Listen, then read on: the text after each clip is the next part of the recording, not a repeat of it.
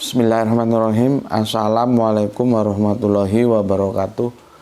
Asyhadu an la ilaha illallah, asyhadu anna Muhammadar Rasulullah.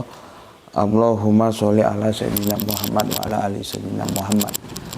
Kama sholaita ala sayyidina Ibrahim wa ala ali sayyidina Ibrahim bil alamina innaka Hamidum Majid. Sebelumnya kita panjatkan dahulu doa kepada Gusti Allah Agung untuk saudara-saudara kita yang telah memberikan sholawatnya kepada channel dakwah ini ya, setelah mendapatkan kautsar lalu melakukan wanhar ya, menyisihkan. Tentu dengan sebuah harapan insya Allah sholawat itu akan menjadi catatan langit amal soleh ya, bagi mereka dan keluarganya kelak, dan insya Allah akan terbalaskan dengan balasan yang lebih baik lagi. Kita berterima kasih kepada beliau-beliaunya karena via sholawat itulah channel ini dapat dengan setia eksis hadir dalam ruang-ruang diskusi kalian semuanya dimanapun kalian berada, di dalam negeri maupun di mancanegara. Berikutnya untuk seluruh viewer terkasihku ya, yang juga seperti tadi di mana saja, dalam negeri, di mancanegara ya, Malaysia, Barat Tengah, Australia ya. Dulu ada yang di Honolulu tapi lama nggak muncul. Yang Australia sudah beberapa hari ini nggak muncul ya. Aku ucapkan Malaysia oke, terima kasih ya. Aku ucapkan terima kasih atas apresiasinya ya. Semoga kalian semua selalu always dan tidak pernah never tetaplah bertumbuh menjadi satu pribadi tangguh yang menjadi anti skip dan anti download ya. Bagi yang berkenan silakan saja di share linknya, jadi jangan diunduh, jangan dipotong-potong, dan jangan diunggah ulang. Aku tidak kasih izin untuk hal-hal yang demikian itu. Berikutnya ya, orang nyebar link itu kan lebih gampang, lebih simpel daripada yang ngunduh, yang edit, yang munggah ulang gitu loh. Ya. Oke. Berikutnya untuk kalian semuanya, aku nggak bisa sebutkan satu persatu, terima kasih atas doa baiknya untukku dan keluarga, dan semoga kebaikan doa itu juga tercurahkan kepada kalian semuanya. Sesama saudara muslim kita saling mendoakan dalam kebaikan, dan insya Allah doa kita bagian dari sekian banyak doa yang diijabahi. Amin amin ya rabbal alamin. Ini ya biasa, masih dingin dan kopinya masih panas. Coba aku coba dulu. Bismillahirrahmanirrahim.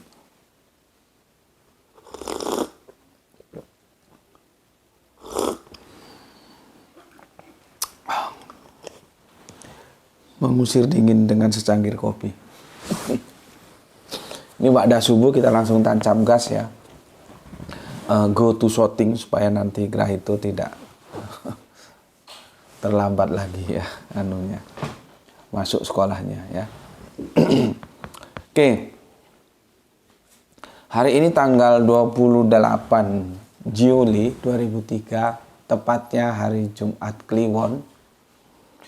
Maka tidak bosan-bosannya aku mengingatkan, bagi yang sudah paham, jangan lupa nanti kerjakan keduanya, baik itu sholat Jum'ah maupun sholat duhur. Kapan dikerjakan? Ketika waktunya masuk. Karena Al-Quran begitu menginformasikan di surat An-Nisa itu ya, bahwa sholat itu adalah ibadah yang telah ditentukan waktunya. Jadi nggak bisa semau-mau kita, gitu ya. Sudah ditentukan waktunya. Ketika nanti masuk waktu duhur ya kamu sholat duhur. Karena apa? Diperintahkan. Ketika nanti masuk sholat waktu Jumat ya kamu sholat Jumat. Karena apa? Diperintahkan. Apakah keduanya bisa saling meruksoh? Tidak ada satu catatan dalil fikih yang bisa membenarkan pernyataan bahwa antara duhur dan asar saling meruksoh. Ya. Dan kita tahu dari hadis Kanjeng Nabi, Jum'ah itu 12 jam. Dan duhur itu 3,5 jam. Fleksibel aja, kamu misalkan jam 9 itu mau Jumatan, itu boleh. Karena dia kan sudah masuk waktunya, sampai nanti jelang asar juga boleh. Gitu. Waktu tengah hari juga boleh. Gitu. Sholat duhur kapan? Ya setelah masuk duhur, ya seperti waktu biasanya. Duhur waktunya itu lintasannya cuma 3,5 jam. Jadi yang 3,5 jam itu terlintasi oleh yang 12 jam. Jadi jangan salah paham, nanti dikirain sholat duhur setelah sholat Jum'ah atau sholat Jum'ah setelah sholat duhur. Nggak ada hubungannya. Kita sholat duhur di waktu duhur, sholat Jum'ah di waktu Jum'ah gitu aja. Mana mau duluan, terserah kamu. Mau duhur dulu boleh, mau Jum'ah dulu juga boleh. Yang penting sudah masuk waktunya. Gitu. Jadi nggak usah dikait-kaitkan dua sholat itu. Masing-masing domainnya sendiri-sendiri. Dulu di sini ada sesepuh kita, beliaunya sudah almarhum, semoga Allah merahmati tidur panjangnya, dan punya komunitas. Ya, beliaunya itu hakim zaman Belanda dan menjadi dosen di salah satu universitas swasta terkenal di sini. Ya, itu mengajak santri-santrinya itu sholat Jumat itu sekitar jam 9-an, nanti waktu duha. Gitu. Tapi kan itu tidak mainstream, maka orang-orang yang tidak tahu bisa bertanya-tanya. Kalau yang sudah tahu bahwa Jumat itu 12 jam ya nggak masalah. Justru kita itu sebetulnya tanya, kenapa kok Jumat itu kok dilakukan pada waktu duhur? Memangnya waktu Jumat sama waktu duhur itu sama? Kan enggak. Ya. Aku umpamakan ginilah, Kanjeng Nabi itu memberikan 3 contoh. Sholat Jum'ah ya, sebelum duhur ada.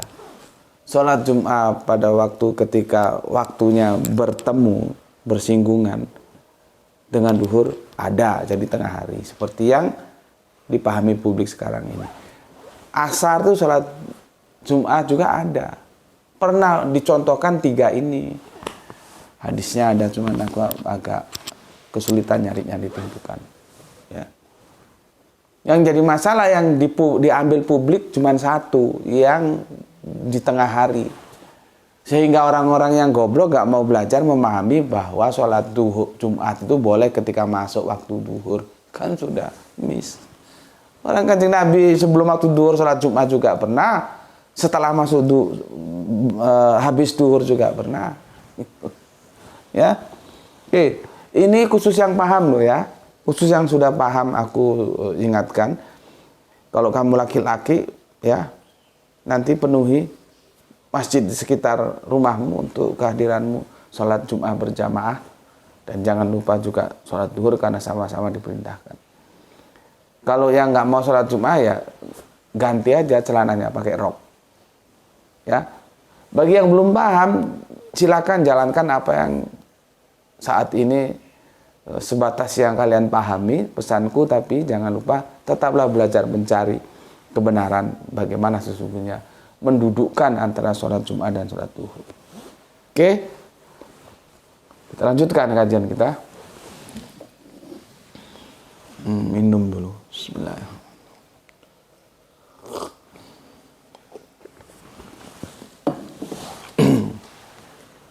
Ini serinya ketiga ya.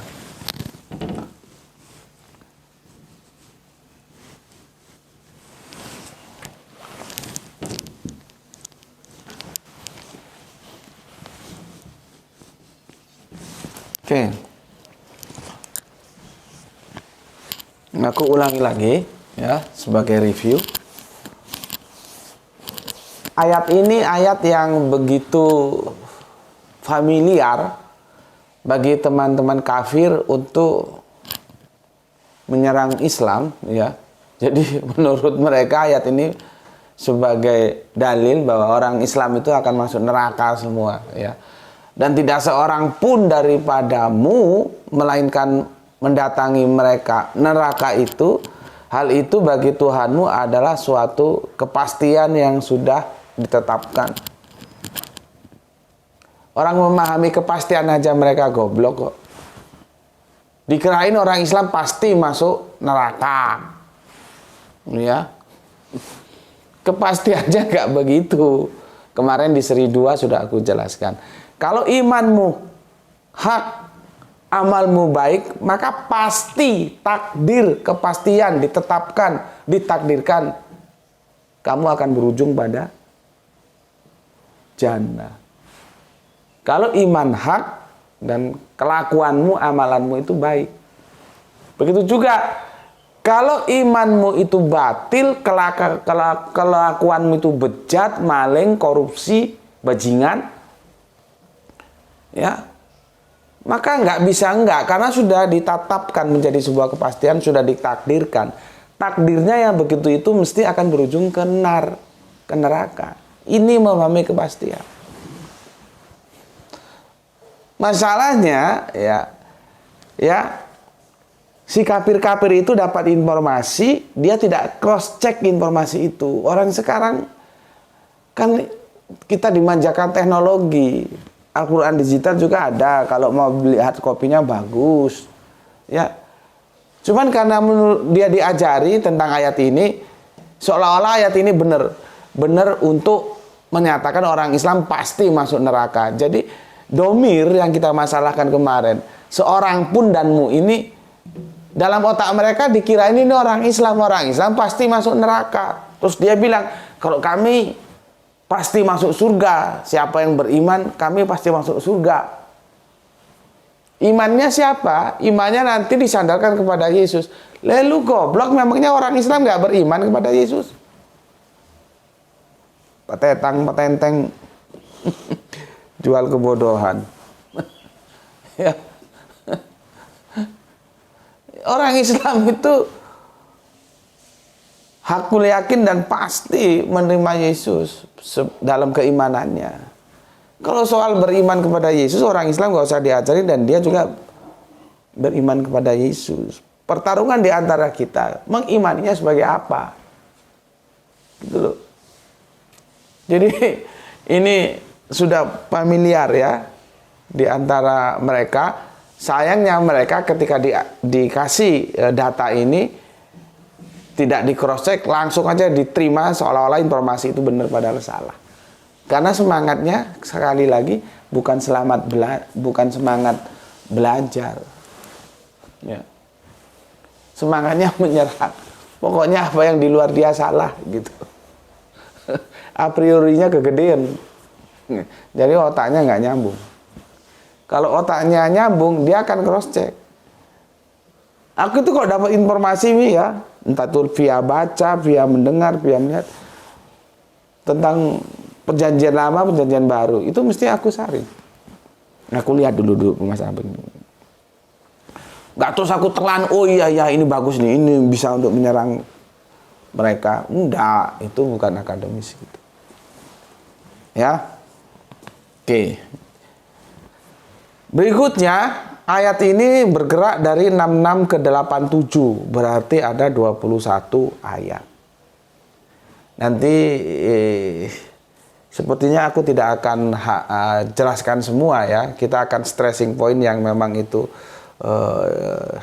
merujuk kepada apa yang sedang kita kaji yang di sini ya. Tapi aku sarankan untuk lengkapnya nanti kalian bisa baca sendiri secara lengkap dari 66 sampai ke 87 itu ada 21 ayat. Ya. Orang ini ada 21 ayat kok diambil hanya satu ayat terus dia untuk menyerang Islam. Kan kacau. Ya. Oke, ya. Sudah ya. Nanti aku setelah baca komen dari kalian akan jelaskan mulai 66 sampai 65, 67 dan berikutnya sehingga kita tahu sebetulnya domirnya ini siapa. Seorang pun ini siapa. Kalau otak-otak kafir yang goblok itu dikirain seorang pun ini orang Islam dikira. Jadi kalau ada petentang-petenteng pakai ayat ini kamu diserang, kasih senyum saja. Goblokmu kapan bisa bertepi gitu. Ya. Bismillahirrahmanirrahim.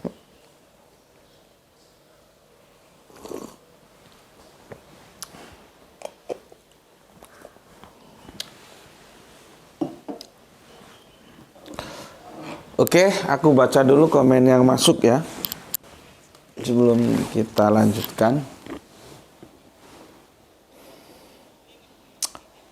Ini masih lumayan dinginnya ya, iklimnya masih mantap ya. Oke, bismillahirrahmanirrahim. Pertama dari Kang Mas Rasmi Nasmat ya. Bismillah, Makassar hadir Tuan Guru, salam Isra. Salam Isra juga untukmu dan terima kasih atas kehadirannya ya. Salam Isra untuk semua saudaraku yang ada di Makassar ya. Berikutnya, ini dari Barat Tengah ini. Laisaragi atau Kang Usman Kam. Assalamualaikum Gus. Waalaikumsalam. Alhamdulillah menangkap channel dakwah ini selalu always terlambat belakangan ini. Terinspirasi kalau dulu di SMA guruku bilang lebih baik terlambat datang daripada tidak masuk. Salam Isra, Islam rasional, doa kami untuk guru dan keluarga dan semoga sehat selalu. Selamat menikmati dinginnya cuaca di kota Gus. Dubai mendungnya 43 derajat lah ya. Gitu ya. From Usman Saragi. Ido mau lihat kodang tamu nasudi teh. Ini saudara kita yang sedang hidup di negeri rantau ya, di rantau orang di UEA ya, Abu Dhabi.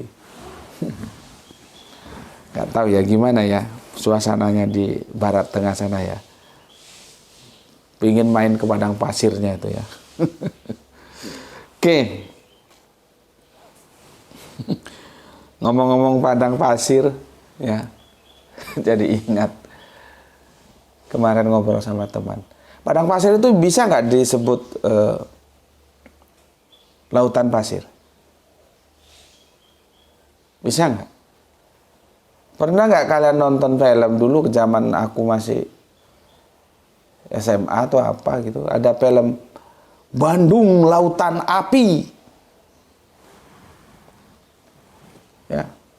Jadi lautan api, lautan pasir. Konser itu dihadiri dengan banyak pengunjung yang menumpuk bak lautan manusia.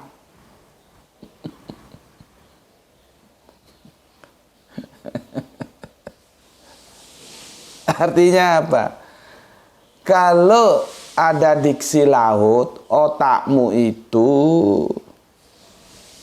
jangan buru-buru terus kamu simpulkan mesti terkoneksi dengan air. Karena ada lautan pasir, ada lautan manusia, ada lautan api. Ini sebagai trigger aja ya supaya otakmu bekerja. Menurut kamu yang dibelah oleh Kanjeng Nabi Musa itu lautan apa? Jawaban supaya otakmu itu cerdas. Sebetulnya belum waktunya itu, nanti kita akan bahas tersendiri ya, karena aku akan membahas untuk kalian. Kalau kemarin kan tentang Nabi Yusuf dongengnya sudah kita bersihkan. Ini aku rencana mau membersihkan dongeng-dongeng tentang Nabi Sulaiman ya. Dan Ratu Balkis. Ada burung bisa ngomong, burung hut-hut.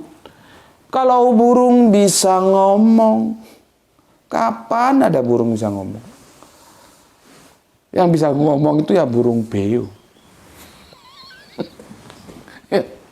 Makanya kafir-kafir itu kalau debat sama aku, berhadapan dengan aku, itu seperti main sepak bola, tak tendang ke kanan, tak tendang ke kiri, dia capek sendiri, berhenti dia.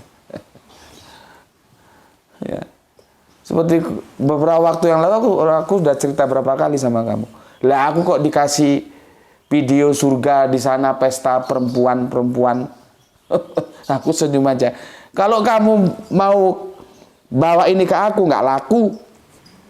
Kamu bawa ke sono no, yang ustadz yang seperti video itu, jangan ke gue. Cara pandang gue surga Islam nggak seperti itu. Bidadari nggak seperti itu. Jadi lu salah orang. Jungkel kepalanya. Ngapain juga? Makanya hati-hati, gue ini anti mainstream. Begitu juga kalau kafir datang ke gue, ya. Petentang-petenteng. Ya. Tentang itu masa ada burung bisa ngomong. Lu jangan ke gue, ke mereka yang percaya bahwa ada burung bisa ngomong. Lu salah orang kalau ke gue. Kalau lu mau lihat penjelasan gue, duduk. Gue kasih penjelasan biar otak lu tuh nggak goblok. Ya. Ini kan ada burung hut-hut bisa ngomong. Semut bisa ngomong. Yang kemarin yang diajukan ke gue semut. Semut bisa ngomong. Iya, pale lu goblok. Kafir goblok. Kalau mau ngajukan pertanyaan jangan ke gue, tanya sama sono yang percaya ada semut bisa ngomong. Gue kasih satu penjelasan aja otaknya miring itu. Lu main-mainlah ke stasiun semut sana. Mana Surabaya? Lu main-main ke stasiun semut sana. Lu kira di sana itu isinya semut, semua semut gitu? Otak goblok. Kenapa? Nggak paham bahasa metafora. Selera sastranya nol. Bukan kering, nol. Kalau kering masih lumayan. Jadi semua harafiah, semua harafiah. Yang sayangnya saudara-saudara Islam kita sendiri nggak ada yang mampu menjelaskan. Karena dia juga diceritain versi dongeng-dongeng itu. Kita bersini, kita melawan arus dan itu bukan sesuatu yang mudah. Tidak begitu. Kemarin kan tentang Nabi Yusuf sudah kita bersihkan itu. Ya. Sikin itu memang bisa pisau, tapi bisa tenang, sakinah. Rumah tangga sakinah. Ya, rumah tangga yang tenang. Jadi maksudnya itu tamu-tamunya itu ya oleh permaisuri itu disuruh duduklah kamu dengan tenang. Nah, itu loh. Supaya konsentrasi melihat Nabi Yusuf. Gitu loh. Nih lu kalau nggak percaya nih gue kasih tahu ya. Lu duduk yang tenang. Jadi gue mau lihat muka lu itu mengakui nggak bagaimana hebatnya Nabi Yusuf. Jadi kalau gue mengakui kehebatannya itu bukan tanpa alasan. Lu duduk dengan tenang. Kok dipahami pisau terus ada orang lewat. Kali Nabi Yusuf lewat dikasih apel saking melungu kata kena pisau. Oh. Jauh. Al-Quran bilang ke kanan, kalian bilang ke kiri. Nggak nemu. Bagi peor baru silakan lihat itu. Tanya seniormu. Itu judulnya apa itu? Kita sudah bersihkan cerita dongeng-dongeng tentang Kanjeng Nabi Sulaiman. Oke. Sekarang Kang Mas Wicaksono. Assalamualaikum, waalaikumsalam. Hadir ngaji Gus. Semoga Gus Betik selalu diberikan kesehatan dan lancar rezeki. Amin. Salam Isra dari Jember. Oke, matur thank you. Salam Isra juga untuk semua saudara muslim yang di Jember. Matur thank you. Terima kasih atas 4 hati merahnya. Dari Jember kita ke tetangganya Jakarta alias Depok. Mau kemana lu? Ke Depok, Jabotabek, Jakarta, Bogor, Tangerang, Bekasi. Ya. Depok gak masuk dah. Ya. Masuk kan Jabodetabek, ya. Depok. Ya. Mau ke Depok. Kemana? Depoknya Citayam. Orang sana kalau bilang, kepala gue puyeng. bukan gue pusing nggak. Puyeng malah gue. Oke, Alif. 27 Juli 2023 206. Oke, mantap. Mantap, Jos. Terima kasih. Iya benar, mungkin sulit kalau mencari perikop pada Quran versi digital. Kalau dalam versi hard copy atau cetakan mushaf kita bersama dapat melihatnya di huruf Ain. Ain. Ngisa itu pakai Ain ya, tidak pakai alif. Kalau guru Al-Qur'anku almarhum Gus Panani tidak mau begini. Beliau itu tertib banget, nggak mau begini. Kalau ini Isa, padahal Al-Quran pakai ain, diginiin sama beliau. Di sini apa di sini lupa aku. Nah, dikasih tanda itu. Isa. Ya. Ya, semoga Allah merahmati tidur panjangnya ya. Untuk Gus Panani, Gus Husnul, mereka yang sangat mewarnai aku dalam pemahaman Al-Quran ya. Namun beliau juga bisa memaklumi ketika dari warna-warna yang beliau berikan, akhirnya aku membuat warna tersendiri gitu ya. Ini nggak apa-apa, beda dengan guru ya. Aristoteles sama Plato aja beda kok ya. Oke.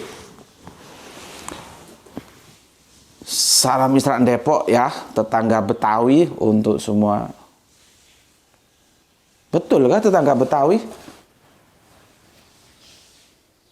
Nggak tetangga Jakarta nih. Nah, ini seperti apa itu Yahudi, apa itu Israel. Ya. Apa itu Betawi, apa itu Jakarta. Setahu gue sih Betawi itu suku. Ya, jadi bukan tetangganya suku. Kalau tetangga itu mesti dia bukan personal tapi geografis. Makanya betul tetangganya Jakarta. Tapi nggak tahu lagi ya kalau Betawi juga itu nama tempat. Ya. Oke, ya seperti itulah Betawi dan Jakarta bedanya di mana. Israel dan Yahudi bedanya di mana. Supaya nggak keliru-keliru. Oke, sehat selalu alhamdulillah. Terima kasih untuk Kang Alip. Berikutnya soleha kita Gispati. Alhamdulillah hadir Tuan Guru. Oke, monggo. Lanjut nyimak dan siap pasang otak. Salam Isra dari Palu. Ingat pesannya soleha kita Gispati. Pasang otak. Di otakmu itu dibuka biar nggak goblok. Ya, ngaji di sini pasang otak. Oke, kita lanjutkan dari Palu. Salam Isra ya Gispati ya yang ada di Palu untuk semua saudaraku di sana. Kita lanjut ke Kang Sahwan di Pari. Ada di Bandung Utara, sisi barat. Menyimak setelah 1 jam tayang. Salam bagi yang berpuasa hari ini. Ya, berarti kemarin, Kamis. Ya. Oke, atur nuhun Kang, atur nuhun sadayana. Salam Isra untuk semua saudara muslimku yang ada di Bandung. Oke, terima kasih. Kemudian Kong Kali Kong. Ya, menyimakku sehat selalu. Monggo silahkan. Kita lanjutkan kepada Kang Wahyudi Junaidi yang ada di Singosari ya. Jadi kalau kita dari Surabaya ketemu kota Lawang, kota kecil, ketemu lagi kota Singosari, baru masuk kota Malang ya. Lawang itu artinya pintu. Jadi itu dulu pintu masuk, maka disebut pintu masuk ke Malang dari Surabaya, dari Pasuruan ya. Maka disebut Lawang. Kan ada hotel sewu Lawang ya, 1000 pintu. Oke, assalamualaikum, waalaikumsalam. Nyimak kajian tanpa e-fog nih, masih belum dapat LPG. Baru besok datangnya LPG 3 kg lagi susah langka. Ngipoknya libur dulu, gantian toyo petak air putih maksudnya. Air petak mawon. Salam Isra. Salam Isra juga untukmu saudaraku yang ada di Singosari. Assalamualaikum, waalaikumsalam. Sepertinya kita nanti kalau dekat-dekat pemilihan ya, umum itu ya, eksekutif, legislatif jadi bareng itu ya. Seperti gitu ya. Kalau salah tolong dikonfirmasi. Sepertinya kita perlu bikin target. Targetnya apa? Kita ajukan sebuah persyaratan. Lu kalau mau dipilih, lu kira-kira kalau sudah terpilih bisa gak ngatur regulasi melon yang 3 kg itu? Kalau ngatur melon 3 kg aja gak becus, bagaimana mau ngatur negeri ini?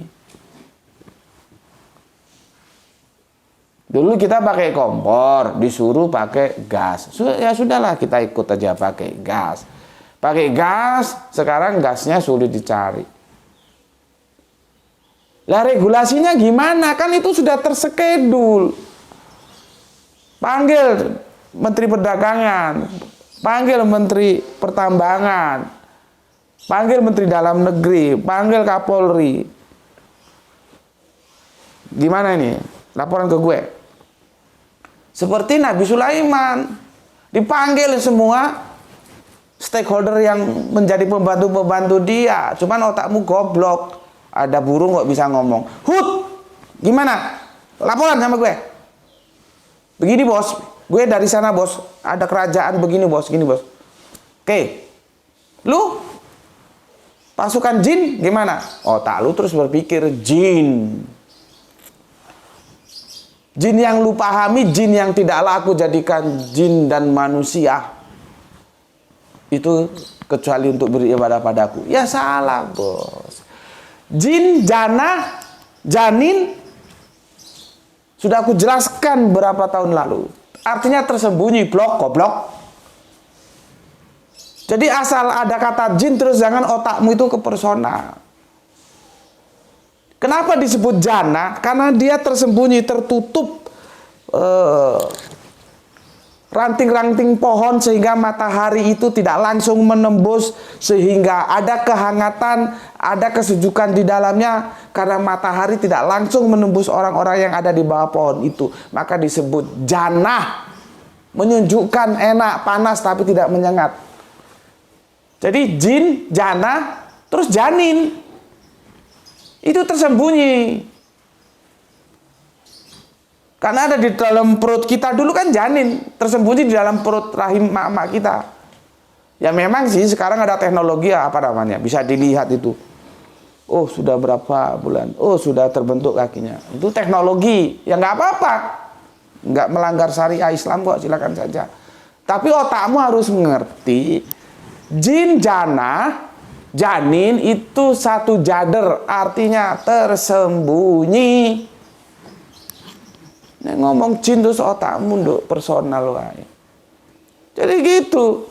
Sulaiman panggil menteri-menterinya gitulah ya. Yang jadi stakeholder satu-satu. Gimana kamu laporan? Gimana kamu laporan? Gimana kamu? Gitu. Seharusnya pemimpin negeri ini meniru Kanjeng Nabi Sulaiman. Masalah apa sekarang? Masalah LPG. Menteri-menteri yang itu terkait dengan LPG panggil. Kan bos. Kita kan memilih pemimpin itu untuk menjadi bos, untuk mengatur negeri ini, mengkoordinasi. Ibaratnya kan general manager. General manager itu dia tahu banyak meskipun tidak detail. Tuh loh. Gue general manager hotel. Gue tidak mesti tahu secara detail apa itu food and beverage, apa itu room, apa itu tetek bengek dalam perhotelan. Nggak perlu, karena gue general manager. Tapi gue harus tahu garis besarnya. Food and beverage itu ini.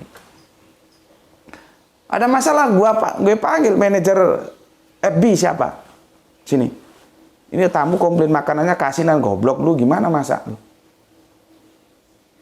Iya, Pak GM gini-gini. Ya, dandanin rasanya. Gitu. Itu namanya ada apa ya, sebuah kapasitas dan otoritas yang memang diperjuangkan untuk kebaikan bersama. Lah ini LPG bisa hilang. Orang ngurus LPG kan sudah sejak beberapa tahun lalu kan ada apa namanya itu, forecast-nya. Nah ini kalau nggak rajin belajar nggak ngerti. Gue ini orang teknik tapi gue bisa berbicara ekonomi. Ada forecastingnya. Bisa di forecast sekarang kebutuhannya berapa, maka harus disediakan berapa. Stok berapa. Kalau gue panggil, lu punya stok berapa? Biasanya berapa? Ini kenapa bisa hilang? Kemana hilangnya? Ada yang bajingan, menimbun, mau bikin gara-gara, tangkap, selesaikan. Tutup izinnya. Jangan lagi kasih izin. Yang bikin nyusah rakyat. Gitu bos. Jadi bukan hanya di tempatmu mas, di sini juga repot. Sekarang kemarin tuh ada yang tembus 25.000. Padahal kan itu HET-nya apa? HET apa LET itu? Harga apa? Itu kan cuman dari pemerintah kan 16.000. Tapi 25.000 orang juga mau beli lah. Gimana? Nggak dibeli orang nggak bisa masak. Hukum ekonomi itu ya begitu akhirnya berjalan. Sesuatu yang langka dan dicari orang, mesti harganya tak terkendali. Bolak-balik ya rakyat meneh sing susah. Makanya pesan aku untuk kedepannya, nanti aku akan kapan-kapan tertarik, aku akan bahas tentang suara. Kamu hanya punya suara. Jangan yang kamu punya satu-satunya itu kamu gadaikan hanya uang 200.000, 300.000. Suaramu itu menentukan bagaimana negara kita 5 tahun ke depan. Dan jangan sembarangan ngasih suara kepada siapapun yang tidak kredibel. Kita rakyat kecil, senjata kita cuma suara. Lalu punya satu-satunya senjata lu jual 300.000 ya. Goblok gue. Ya. Jadi sama Kang Mas Wahyudi di sini juga aduh, antri. Terus aku dapat info, ya bagus juga sih. Harus bawa KTP, jadi satu orang hanya boleh ambil satu. Nah ini ada Kang Mas Hermas Edison. Mantap Gus penjelasannya dan selalu setia menunggu episode selanjutnya. Oke mantap. Nggak tahu di sana apakah si melon itu juga hilang di pasaran atau gimana ya. Karena ada isu, bolak-balik isu. Suasana seperti ini isu itu menjadi gampang dikapitalisasi. Katanya akan beralih dari hijau melon ke pink. Ya, kalau pink itu kan lebih mahal itu karena kan kapasitas gasnya itu kan lebih banyak. Ya, nggak tahu lah. Kita ini hanya rakyat kecil ya. Oke, kemudian Nana Subiana. Alhamdulillah juga. Kang Herman Nata Wijaya, Assalamualaikum warahmatullahi wabarakatuh. Alhamdulillah hadir nyimak Gus, salam Isra buat semuanya. Oke, salam Isra juga buat semuanya. Bapak Iwan Tamin, salam Isra, semangat sehat always Gus. Oke, matur nuwun Bapak, semoga sehat selalu bersama keluarga yang ada di Tangerang. Ini beliaunya sempat diajar oleh almarhum siapa Pak yang Bapak cerita dulu itu? Azumadi Ashar ya. Bapak Azumadi Ashar semoga selalu dalam rahmat Gusti Allah dalam tidur panjangnya ya.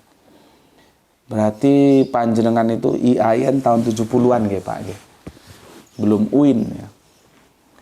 Kemudian Kang Mas Ari Prasetyo ya, Kang Mas Ari. Assalamualaikum Batam nyimak Gus ke. Waalaikumsalam. Kang Cipto 5 jempol dan 5 hati merah ya. Terima kasih yang ada di Grogot. Ya, gue sekali ke Grogot itu ya. Kemudian Kang Aljus nyimak setelah kelar aktivitas pagi. Mantap, lanjutkan. Ini ada lae kita, lae Herbersi Hombing. Ido songon di teh, gua muat teh. Herbersi Hombing. Do idokon hamuna. Bagaimana ayat yang di 72-nya? Ya, bukankah dari neraka yang diselamatkan orang yang bertakwa dan yang zalim tetap di neraka dalam keadaan berlutut? Mantap, otak lu cerdas juga. Jadi gue nggak usah jelasin lah ya. Lu sudah mantap itu. Jadi domirnya ini ke mereka yang zolim, bukan ke orang Islam. Kok kalau debat dengan orang Islam, ini orang Islam masuk neraka semua, ini ayatnya. Lu goblok apa?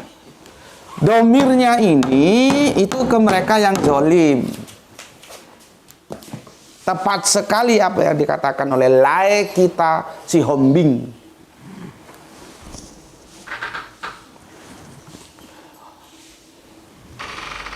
Dulu aku punya teman akrab namanya Ana Hutapea. Wow, cantik anaknya.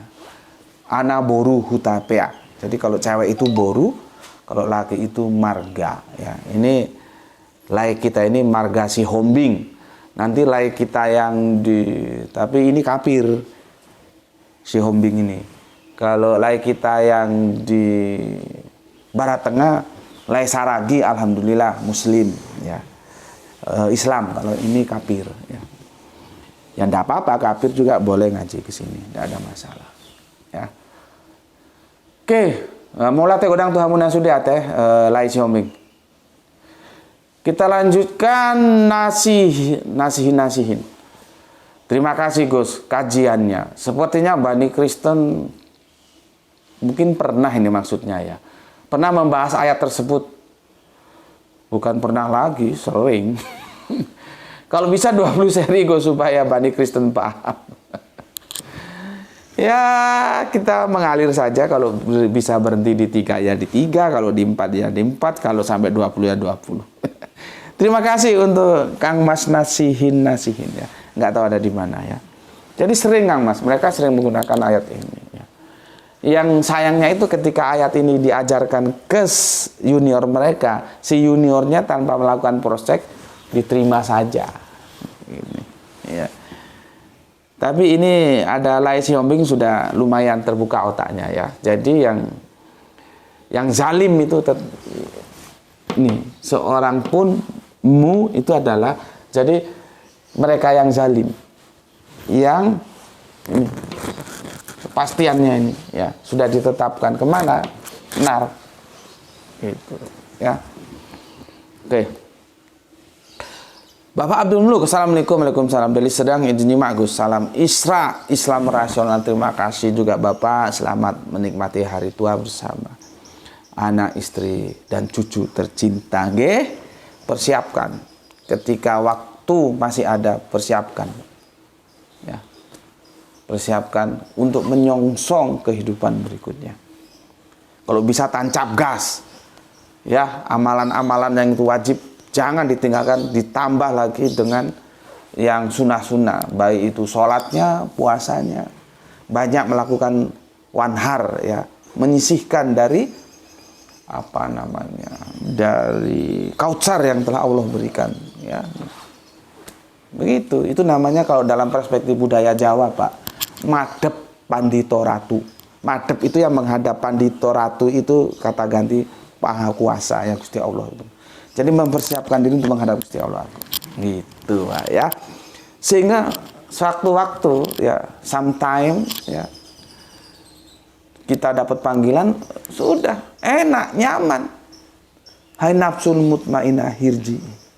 Enak, siap kita. Karena apa? Semua sudah kita lakukan. Perintah-perintah Gusti Allah Agung.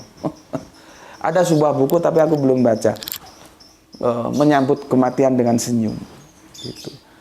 Jangan umur sudah bau tanah yang dipikirin mall, yang dipikirin mobil terakhir terbaru apa, yang dipikirin deposito, yang dipikirin aset, baik itu rumah, baik itu perkebunan. Itu orang geblak gitu. Kalau sudah bau tanah masih mikirin dunia, itu orang geblak. Kalau orang cerdas itu tidak, dia mempersiapkan diri karena suka tidak suka, gue akan tinggalkan ini semua. Bagaimana supaya ini bisa gue bawa menghadap Gusti Allah Agung? Ya digunakan sesuai perintah Gusti Allah Agung. Itu namanya orang cerdas. Dan semoga saudara-saudaraku semua, bapak-bapakku, mas-masku, mbak-mbakku, ibu-ibuku, semuanya dari kalian semuanya, kita semua termasuk orang yang cerdas. Karena kata Kanjeng Nabi, orang yang selalu mengingat mati itu bahwa dia cerdas. Gitu loh. Tidak tertipu dunia. Ya, kan aku sudah ceritakan bagaimana kami merasa kehilangan Muesa ketika dia mati itu ya. Karena apa? Masuk ke dalam hati. Dan dunia ini cukup parkirnya di kantong, jangan sampai di dalam hati.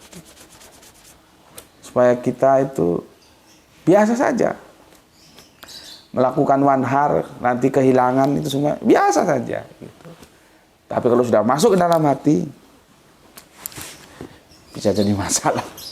Oke. Selanjutnya Kang Irfan Al-Akbar masih menyimak penjelasannya siapa yang pasti masuk neraka, masih di Kerinci Jambi. Mantap. Bapak kita Dato Salahuddin Otman. Salam kembali Pak. Keluarga Malaysia. Hadir Gus, terima kasih. Terima kasih untuk Dato Salahuddin Otman yang ada di negeri jiran. Salam semuanya untuk saudara-saudaraku yang ada di sana, saudara muslimku, salam Isra untuk semuanya ya. Islam rasional. Untuk Dato jangan lupa ya dibagikan ya, linknya dibagikan untuk saudara-saudara kita yang ada di Malaysia. Ya, semoga dengan begitu saudara-saudaraku yang ada di Malaysia juga Islamnya Islam yang cerdas karena mengoptimalisasikan rasionalitasnya, dan itu merupakan sebuah yang harus kita lakukan. Karena untuk apa? Gusti Allah Agung kasih kita otak, terus otaknya nggak dipakai. Ya, oke.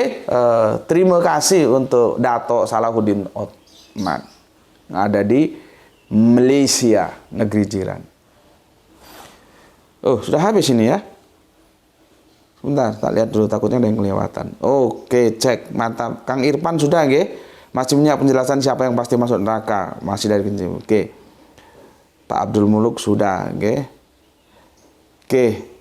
Sudah ya, nggak punya utang ya. Kita lanjutkan kajian kita. Kita lanjutkan. Oke.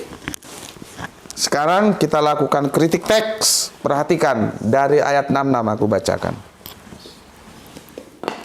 Bismillahirrahmanirrahim.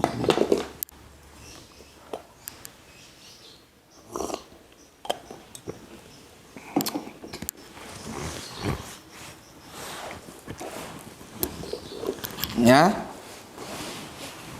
Aku bacakan. Bismillahirrahmanirrahim. Azab bagi orang-orang yang menentang para nabi dan pahala bagi orang-orang yang mentaatinya. Alhamdulillah ya, Depak telah memberikan perikop untuk kita lebih mudah memahaminya. Artinya apa? Dari mulai 66 dan 87 itu sudah terbagi. Personalnya sudah terbagi, ya. Adalah orang-orang yang menentang para nabi dan orang-orang yang taat, sudah terbagi. Ya. Dari perikop aja kalian sebetulnya sudah tahu kok. Di mana tempatnya ini? Di sinilah ya. Jadi ini manusianya ya. Dari baca perikopnya saja dia sudah tahu. Ada yang taat ya, ada yang penentang. Gitu loh. Sebetulnya baca perikopnya saja, lu masuk ke sini, lu otak lu sudah ngerti. Siapa sebetulnya domirnya, mu itu siapa, seorang pun itu siapa. Di antara dua ini, ada yang kelompok taat, ada yang kelompok penentang terhadap hukum Allah. Jadi bukan orang Islam, kok orang Islam masuk neraka semua, dan itu menjadi kepastian. Goblok jangan dipelihara. Kebodohan itu, kegoblokan itu harus dibikin bertepi. Jangan goblok tak bertepi. Ya? Ini para kafir-kafir supaya tahu. Oke. Dari perikopannya sudah jelas. Manusia terbagi menjadi dua kelompok, yaitu yang taat dan yang penentang atau pembangkang. Jadi Depak memberikan perikop secara tepat dan kita ucapkan terima kasih. Sekali lagi, kalau benar ya kita bilang benar, kalau salah kita bilang salah, tapi harus bisa membenarkan. Pada konteks ini Depak benar. Jadi tidak Depak mesti salah, ya nggak boleh begitu. Depak mesti benar juga nggak boleh. Lihat objeknya langsung gitu. Ya. Oke. Lihat ini. 66 ya. Supaya gue ingat. Gue hapus lah ya. Gue hapus.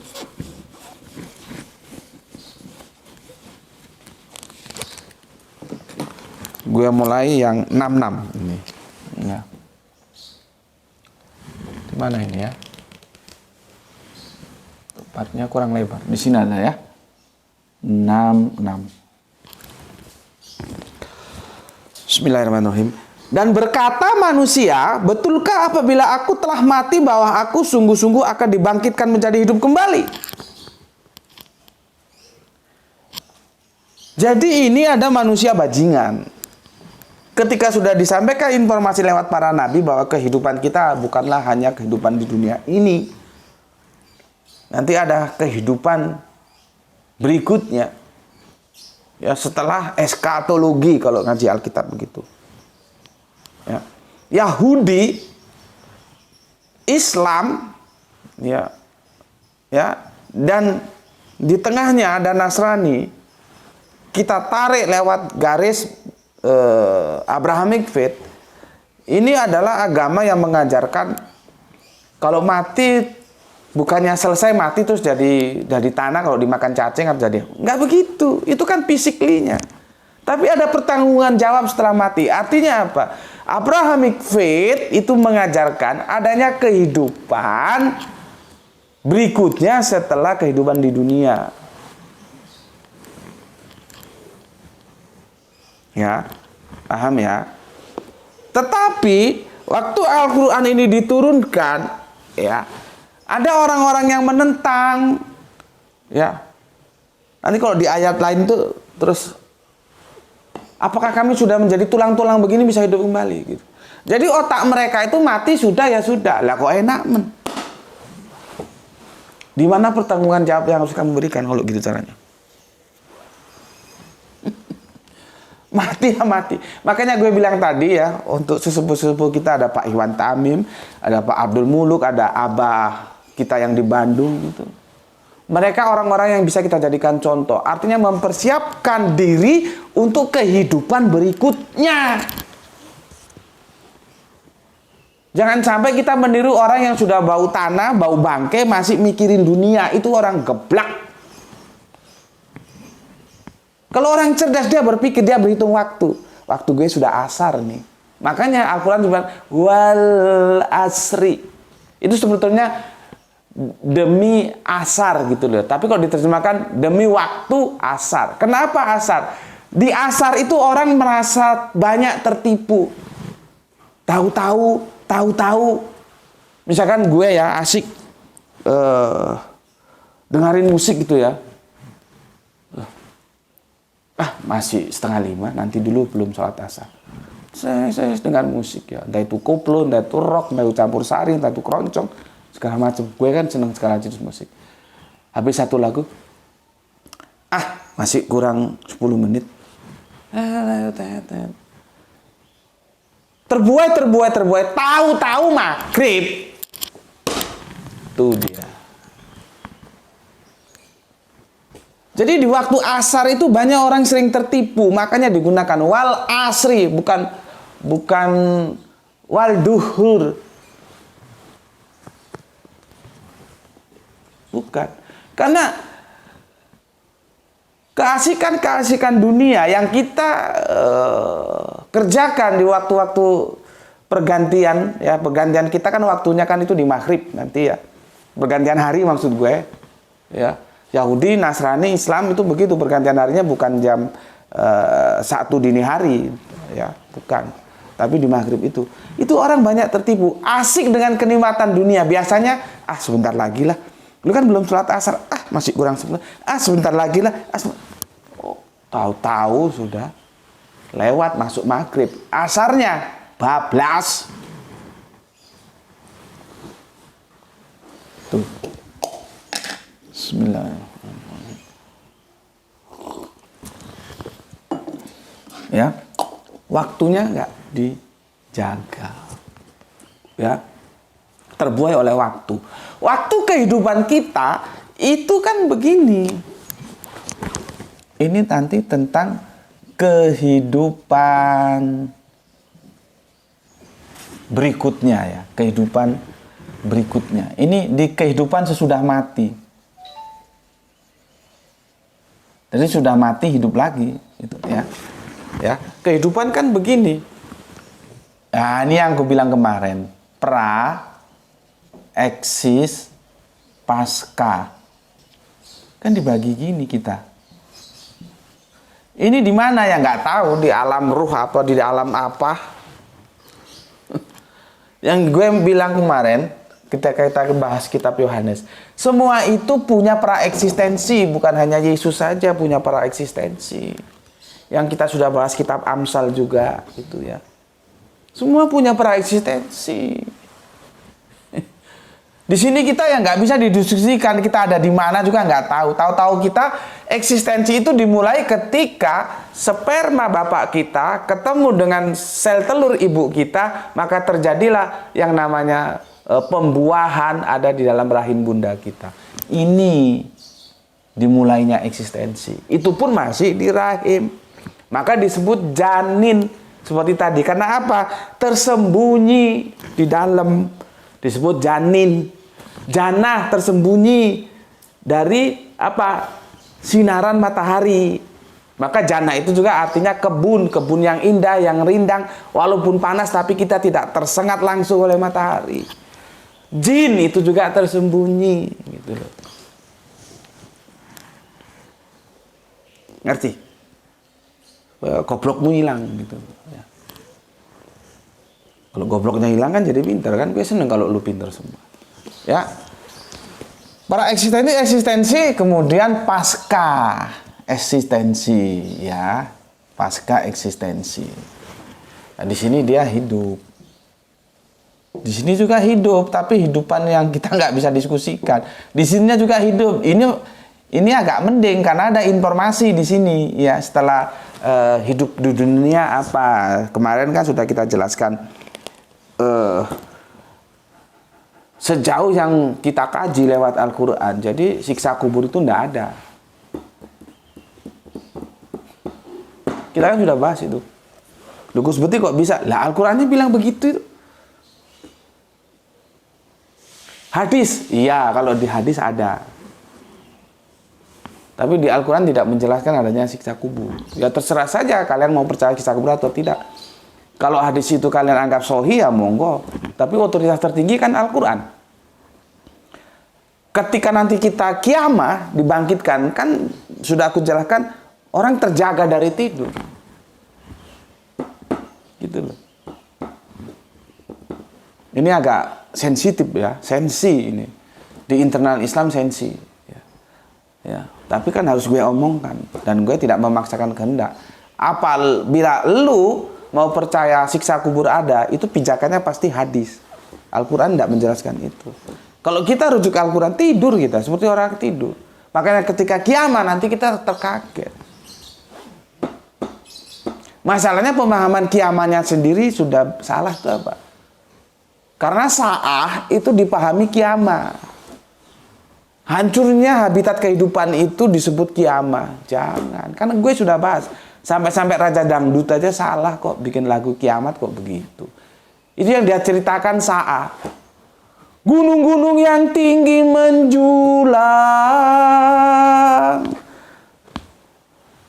Saat itu akan dihancurkan. Hari itu, hari kiamat, hari hancurnya jagat. Salah dia. Hari hancurnya jagat itu sa'ah. Lu nggak terima? Laporan sana sama Raja Dangdut, gue bilang, lu salah. Bukan gue tidak menghormati Raja Dangdut, karena gue juga angkat topi sama beliau. Kalau gue lihat, walaupun dalam perspektif yang berbeda, beliau itu ya eksis dalam memperjuangkan nilai-nilai Islam. Masalahnya di antara kita terjadi debatable tentang hukum musik itu. Tapi bagaimana ya nilai-nilai dakwah Islam itu dia sampaikan lewat karya-karyanya. Jadi gue angkat topi dan gue salut gitu. Tapi ketika salah kan gue omong salah. Lu nggak terima, panggil, ketemukan. Seharusnya itu judul tajuk lagunya itu bukan hari kiamat, tapi sa'ah. Kiamat itu nanti. Sa'ah besar, sa'ah kecil. Saat besar hancurnya jagat seluruh kehidupan, saat kecil matinya kita, tidur. Setelah itu baru kiamat, baru bangkit. Qiyaumul lail, bangkit tengah malam. Untuk apa? Untuk sholat. Lah kamu bangkit tengah malam, bangun dari tidur, pipis, habis pipis tidur lagi. Enggak begitu, bos. Tapi kan kita ini sudah salah kaprah dan aku ngajari kamu sama-sama kita meluruskan kesalahan ini secara ilmu. Dan videonya kan sudah aku bikinkan. Bagaimana kiamat itu salah paham. yang telah dianggap sebagai kebenaran yang disebut wis salah kaprah. Nah, Arab-Arab bajingan itu ada yang nggak percaya. Itu loh, awal mulanya duduk permasalahan di situ. Ada kehidupan sesudah kematian. Mereka kira kalau sudah mati ya sudah. Kalau sudah mati ya sudah, ya enak bajingan koruptor maling yang di dunia belum sempat terhukum. Bener nggak gue bilang? Di dunia dia banyak koneksi, dia banyak jaringan, dia banyak kenalan. Penegak-penegak hukum orangnya dia. Pemangku kekuasaan orangnya dia. Terus dia mau berbuat semau-maunya. Mungkin saat ini, kalau konteksnya saat ini dulu ya, menimbun LPG yang melon itu, dan dia tidak tersentuh hukum. Nggak boleh loh ya. Sesuatu dalam Islam dilarang. Sesuatu yang menjadi hajat hidup orang banyak itu tidak boleh dipermainkan loh ya. Seperti melon itu kan hajat hidup orang banyak. Sekarang kalau nggak ada gas, kita mau masak pakai apa?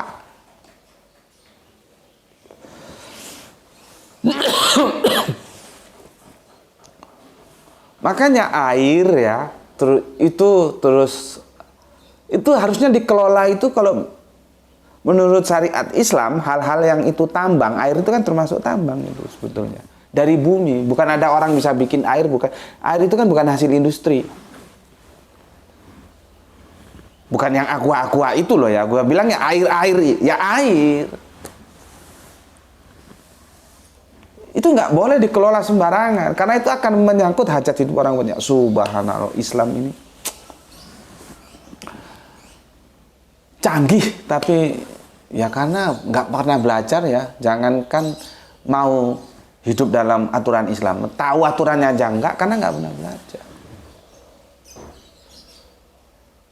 Kita kan salah ya, ada undang-undang berapa itu, anak-anak terlantar itu menjadi tanggung jawab negara. Itu sebetulnya anak-anak yang bagaimana, itu konteksnya itu sebetulnya dari kerangka berpikir Islam ya. Jadi itu menjadi tanggungan negara. Sebetulnya nggak begitu. Jadi tanggungan negaranya iya, tapi anak-anak terlantar yang bagaimana, itu nanti konteksnya dengan masalah sosial akibat dari sebuah peperangan ya. Diambilkan dari mana dananya, yang aku jelaskan kemarin ya. Jadi zakat yaitu sodako ya, itu ada aturan mainnya sendiri-sendiri. Totowu ada ya. Oke, sudah 1 jam ya, aku akhiri dulu di surat 3, seri 3, surat 19 ya, surat 19 yang ke-66 ya. Intinya apa? Dan berkata manusia, betulkah apabila aku telah mati, aku sungguh-sungguh akan dibangkitkan menjadi hidup kembali. Jadi dia kagak percaya ya, menentang firman Allah. Manusia ini manusia bajingan. Jadi menurut dia mati ya sudah, selesai. Jadi tanah lu, jadi dimakan raja cacing ya. Sudah gak ada bertanggung jawab. Kalau gitu kan enak, seperti yang gue bilang tadi. Hukum dunia lu selamat, padahal lu bajingan. Terus di akhirat nggak ada apa-apa. Enak lu, gak enak di kita-kita kan. Makanya para bajingan-bajingan koruptor ini, kasih tahu mereka ya, kalaupun kalian bisa lolos di hukum dunia, jangan pernah bermimpi ada hukum berikutnya, hukum akhirat. Yang di sana MA-nya nggak bisa disogok, jaksanya nggak bisa disogok, hakimnya nggak bisa disogok, walaupun lu punya uang sedunia ini. Kalau lu merah ya lu merah, lu hitam ya lu hitam. Ya, ingat, kalau mau berbuat bajingan, ya kehidupan tidak hanya di dunia, tapi ada kehidupan di akhirat. Lah orang-orang dulu itu sudah ada yang tidak percaya bahwa nanti setelah mati kita dibangkitkan kembali untuk bertanggung jawabkan dalam kehidupan berikutnya. Mereka tidak percaya. Jadi kalau ada sekarang yang nggak nanti mati ya wis, paling mati ya jadi lemah, jadi tanah. Kalau sekarang ada kan ada yang model-model begitu, disuruh sholat kagak mau, disuruh puasa kagak mau, hartanya dia gegem, jadi petinju. Jadi petinju dia agnia, dia sudah diberikan kautsar, tapi dia gini, jadi petinju. Jadi kautsarnya itu dia genggam jangan sampai keluar. Dia nggak pernah melakukan wanhar, penyisihan, tidak disisihkan, jadi tidak begini. Begini ini kan memberi. Dia begini, petinju dia itu. Ya. Harta-harta gue, yang cari-cari gue, ngapain juga disisihkan. Jadi kalau ada sekarang orang yang tidak percaya terhadap kehidupan nanti setelah mati, itu lagu lama cuman kasetnya baru. Karena apa? Lagu itu sudah dimainkan oleh Arab-Arab bajingan. Islam itu berapa? 14 atau 15 abad yang lalu. Nih dia terpotret di sini. Ya, dia tidak percaya bahwa ada kehidupan sesudah kematian. Oke, sampai di sini dulu ya. Insya Allah akan kita lanjutkan. Tapi esok akhir pekan ya. Aku mau pilihkan yang mudah-mudah saja, yang isi listening ya. Tapi tetap suasananya ngaji atau bagaimana ya, lihat besok lah ya. Tapi semoga bisa dipahami ya. Apa yang telah aku sampaikan dari kita baru selesai di Quran surat 19 ayat yang ke-66. Nanti kita usahakan masuk ke yang 71 ini. Oke, terima kasih ya. Pesan aku, jaga Allah, jaga Kanjeng Nabi, jaga sholatmu, jaga imanmu, jaga semuanya dalam keindahan bingkai Islam ya, namun tetap memberi hormat kepada saudara-saudara kita yang memilih jalan lain, karena mereka tetap saudara kita ya. Berikutnya, semoga mendapatkan keberuntungan, rezeki yang barokah dan kesehatan yang prima ya. Oke, bismillahirrahmanirrahim. Salam Isra, Islam rasional ya. Assalamualaikum warahmatullahi wabarakatuh. Alhamdulillahirabbil alamin. Terima kasih, matur nuwun.